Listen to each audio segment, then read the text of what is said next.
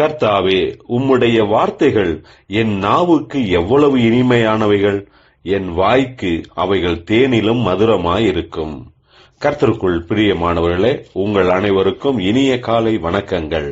இன்றைய வேத வசன தியானத்திற்கென்று நாம் தெரிந்தெடுத்திருக்கும் வேத பாகமானது யோவேல் 2 அதிகாரம் 13 வசனம்.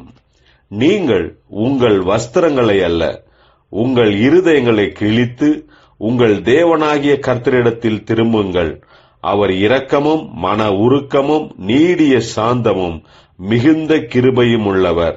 அவர் தீங்குக்கு மனஸ்தாபப்படுகிறவருமாயிருக்கிறார்.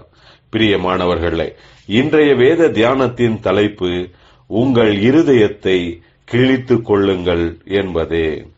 தேவனாகிய கர்த்தர் தம்முடைய ஜனங்களான இஸ்ரவேலர்கள் உபவாசம் என்கிற பெயரில் தங்களுடைய பாரம்பரிய சடங்காச்சாரமாக எதையோ செய்து கொண்டிருக்கிறார்கள்.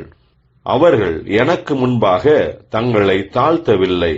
தங்களுடைய துன்மார்க்கமான வாழ்க்கையை நினைத்து மனஸ்தாபப்படவும் இல்லை.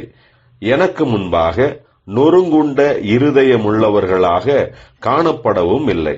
இதனால்தான் கர்த்தர் தம்முடைய தீர்க்கதரிசியான யோவேல் மூலமாக இஸ்ரவேலர்களை பார்த்து, நீங்கள் உபவாசத்துக்கு அடையாளமாக உங்கள் வஸ்திரங்களை கிழித்துக் கொள்கிறீர்கள், ஆனால் மனஸ்தாபப்படுதலுக்கும் கீழ்ப்படிதலுக்கும் அடையாளமாக உங்கள் இருதயங்களை கிழித்துக் கொள்ளுங்கள் என்கிறார்.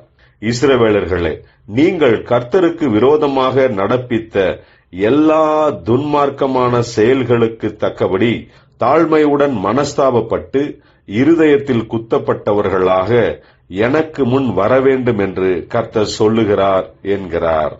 வஸ்திரத்தை கிழித்துக் கொள்வது என்பது வெளிப்புறமான அடையாளமாக இருந்தாலும் ஆவிக்குரிய உள்ளான அர்த்தத்தின்படி இருதயத்தை கிழித்துக் கொள்வது என்பது தாழ்மையுடன் மனஸ்தாபப்படுவது என்பதாகும்.